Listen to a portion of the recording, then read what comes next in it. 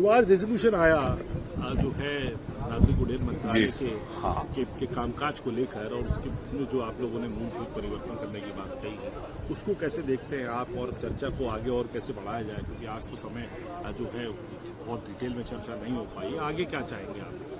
देखिए, मैं क्योंकि मिडिल क्लास फैमिली से आता हूं, मैंने जिंदगी को जिया है, देखा है कि गरीबों के सपने किस तरह के होते हैं। मेरे मन में भी सपना था कि अपने मम्मी पापा को मैं हवाई जहाज की यात्रा कराऊंगा। हालांकि मेरे पिता इस दुनिया में नहीं है 2013 से, तो ये तो मैं पूरा नहीं कर पाया, लेकिन अपनी माँ को हवाई जहाज की यात्रा कराने का सपना, और मेरे नहीं, मेरे जैसे करोड़ों बेटों के मन में सपना है। क्योंकि एक सपना तो प्राइम मिनिस्टर ने भी पैदा किया था हम लोगों के अंदर कि हवाई चप्पल वाला हवाई यात्रा करेगा। हवाई चप्पल वाला हवाई यात्रा कर ही नहीं सकता है।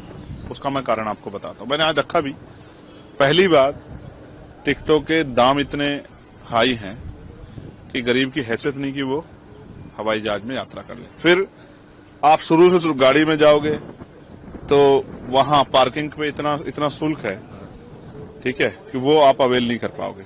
फिर उसके बाद वहां अगर फ्लाइट 2 घंटे लेट हो जाए तो पीने का पानी भी जो है उसकी व्यवस्था भी आपको वो शॉप से करनी पड़ेगी। और जो पानी सड़क पे मिलेगा 20 रुपए का, वहां मिलेगा आपको 250-300 रुपए का।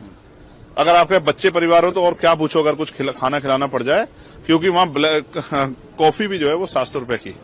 ऐसा वहीं जाकर एहसास होता है कि हम हवाई जहाज का सफर करने आए हैं, क्योंकि वहां के जो प्राइस है वो वाकई में हवाई है, आसमान की छू रहे हैं। वो पहले एयरपोर्ट पे हो जाता है। हाँ, तो वहीं जाके ऐसा होता है। और उसमें भी मैंने जैसा आपको कहा, जैसे आपको उन्होंने मंत्री जी ने कहा कि अगर पहले आप टिकट करा लेंगे तो आप ये सोचे जो कोई प्राइवेट जॉब करते हैं या जो कोई जिस तरह का जिनका बजट का उन्होंने एक शेड्यूल बनाया हुआ है, वो आने और जाने का उनको आइडिया नहीं है कि कब छुट्टी मिलेगी। इस बीच में अगर उनको छुट्टी मिली और वो करा लें तो 2 गुना, 4 गुना, 10 गुना बेहतर दाम। ये कोई रेलवे थोड़ा, ये बस है कि भाई ये 60 सीटर है लेकिन इसमें 125 आदमी बैठ गए हैं इसलिए किराया महंगा कर दिया है, या और कुछ बात है, या इसमें जो है वजन ज्यादा हो गया है।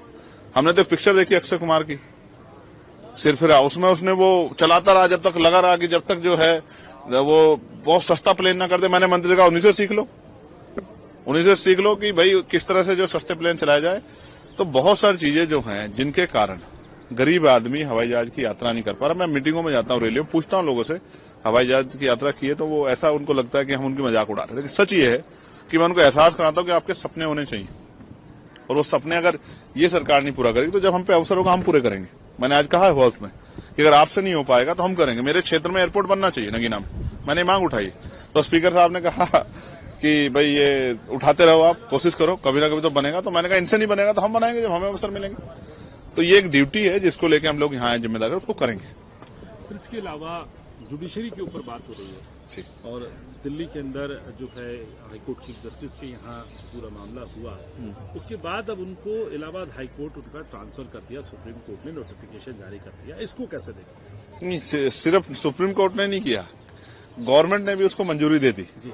आप ये समझिए, आपने इंग्लिश में जुडिशरी कहा, मैं इसको हिंदी में कहता हूं न्यायपालिका। इस शब्द से ही ना विश्वास पैदा होता है, हिम्मत पैदा होती है कि अपराध करने वाला कितना ही ताकतवर क्यों ना हो, लेकिन वहां जो जज बैठे हैं वो जब न्याय की कलम उठाएंगे तो उस ताकतवर व्यक्ति को एहसास हो जाएगा कि इस देश में कानून व्यवस्था है, इस देश में न्यायपालिका, और इससे बड़े नहीं हो सकते आप। लेकिन जब न्यायपालिका पे सवाल खड़े हो जाए और उन जजों पे, ऑनरेबल जजों पे, जिन जजों के ऊपर न्याय की जिम्मेदारी है, उन पे सवाल खड़े हो जाएं और जांच भी पूरी ना हो, उससे पहले उसको जो एप्लीकेशन को परमिट कर देना, तो मैं समझता हूं वहां की बार काउंसिल ने भी इसका विरोध किया। हम लगातार सरकार से मांग उठाते रहे कि पश्चिम में, मेरठ में जो है हाईकोर्ट बेंच बननी चाहिए। तो जन भावनाओं का सम्मान न करके, जन भावनाओं के खिलाफ जाके जब सरकारें फैसले लेती हैं तो उसका नुकसान जो है अंतिम व्यक्ति को उठाना पड़ता है। सरकार को कोई फर्क नहीं पड़ेगा, लेकिन हाशिए पे जो लोग हैं जो उस कोर्ट से उम्मीद करेंगे कि हमें न्याय मिले, उनके मन में सवाल पैदा होगा कि इन जज के जरिए शायद हमें न्याय न मिले। तो न्यायपालिका की स्वतंत्रता को कुचलने का काम जो है, जो इस बार किया गया, मैं इससे असहमत हूं और हम अपना विरोध दर्ज करते हैं।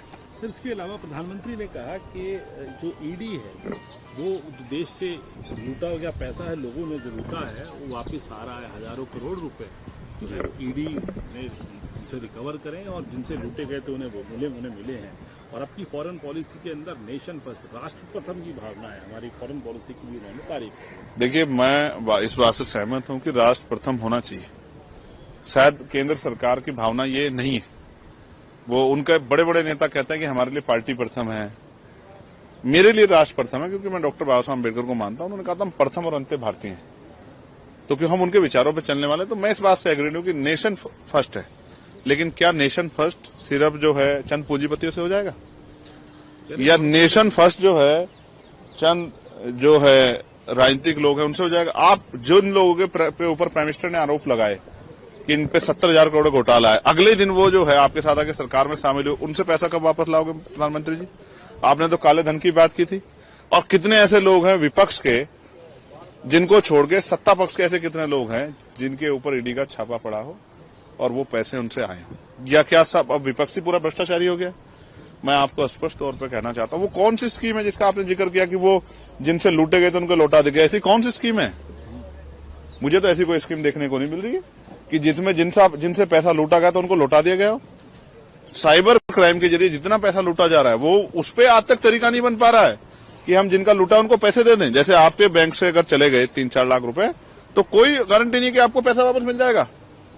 तो सरकार अब देखिए, सरकार जन भावनाओं से खिलवाड़ करके जो है अपनी उनको इस तरह की बातें करके प्रभावित करके अपनी राजनीतिक एजेंडे को कामयाब करना चाहती है। हालांकि जनता अब समझदार हो गई है, वो ईडी को भी समझ गई है कि सरकारी एजेंसी है, इसका प्रयोग जो है सरकार के आधार पर होता है। जिन लोगों पे ईडी के ने आरोप लगाए थे और आज वो भारतीय जनता पार्टी अलायंस में है, उनमें से किसी एक पे नोटिस जाता है, उनको बुलाया जाता, तो आप मुझे उसका नाम बता दो, मैं मान जाऊंगा। सर, आखिरी और महत्वपूर्ण सवाल, क्योंकि बात हो रही है अब, क्योंकि जो आपने ये पटका पहना हुआ है और इस रंग का एक बड़ा महत्व है, एक सिंबल है, ये सिंबल है समानता का।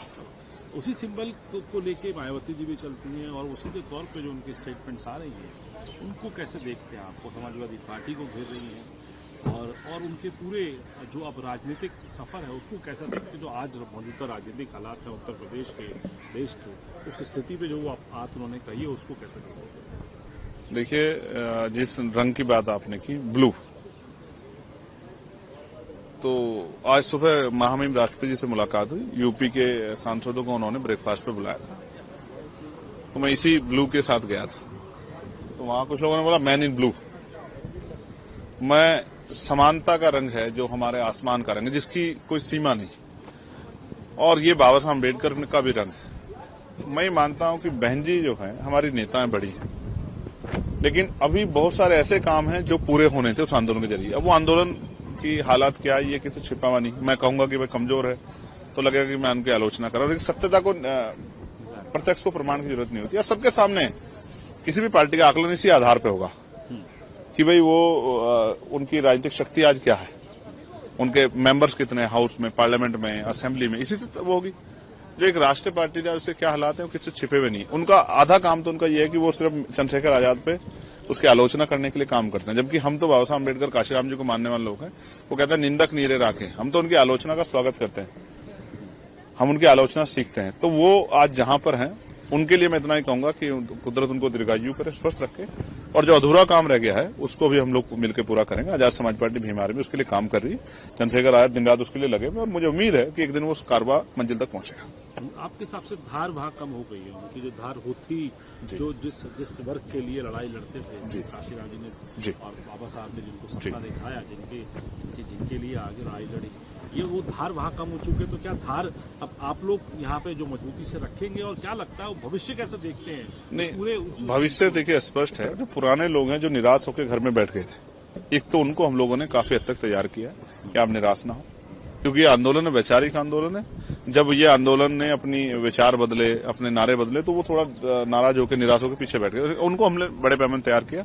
और जो न्यू जनरेशन जो किसी पार्टी का झंडा किसी आधार पे जो है उठा लेती थी, उनको भी हमने इस आंदोलन में लाने का काम किया। आज आप देखिए कि बाबा साहब अम्बेडकर की जयंती जो है, जिसपे अभी अवकाश की घोषणा हुई है, अगर आपको जानकारी हो, इसके लिए हाउस में अगर कोई लड़ा है तो वो एडवोकेट चंद्रशेखर आजाद है, जिसने यहां मांग उठाई और ये भी पूछा कि गवर्नमेंट इसको क्या फंड करेगी। जैसे आपने कुंभ में फंड किया, जैसे आपने और धार्मिक आयोजनों में फंड किया, वैसे ईद पे और बाबा साहब अम्बेडकर की जयंती पे और राष्ट्रपिता ज्योतिबा फुले जी की जयंती पे, मां सावित्रीबाई फुले की जयंती पे आप क्या वो करोगे, योगदान करोगे, क्या उनको रिलीफ दो, क्या फंड दोगे उनको कि अपने धार्मिक कार्य को, अपने जो है सामाजिक कार्य को अच्छी तरह कर पाए। तो मैं फिर आपसे ये कहूंगा कि अभी बहुत सारी चीजें ऐसी हैं जहां इन वर्गों को आगे पहुंचना है, उनको अपने पैरों पर खड़ा होना है, इज्जत सम्मान की जिंदगी चाहिए और उनके लिए संघर्ष की जरूरत है। वो संघर्ष से बनेगा। पिछला भी जो कुछ बना वो संघर्ष से बना, किसी मुफ्त में नहीं दिया कुछ भी। आप बताओ, कोई एक ऐसी चीज बताओ पिछले वर्ग के लोग। चलिए आरक्षण पे बात करते हैं। जो मंडल कमीशन गिरा वो क्या मांगने से मिला? क्या उसके लिए संघर्ष हुआ? लाठियां खानी पड़ी, गोलियां चली। धन्यवाद दीजिए वीपी सिंह जी को और धन्यवाद दीजिए मान्यवर काशीराम साहब को। आज वो दोनों इस दुनिया में नहीं है, लेकिन उनके अथक प्रयासों से ही मंडल कमीशन जो है वो लागू हुआ, जिसमें से इतने डॉक्टर, इंजीनियर, IAS, IPS, वकील, जज इन वर्गों से बनने का काम हुआ। मैं पूरी उस आंदोलन को आगे बढ़ाने में अपनी जो है संकल्प के साथ खड़ा। मायावती जी के प्रयास अब आपको लगने में सार्थक होते? नहीं, वो हो नहीं रहे। वो तो जनता को लग रहा है। जनता की ये वो है। अगर जनता को ऐसा नहीं लगता तो फिर वही शक्ति होती जो पहले थी। और मैं फिर कहूंगा कि कुदरत को लंबी उम्र दे। शुक्रिया।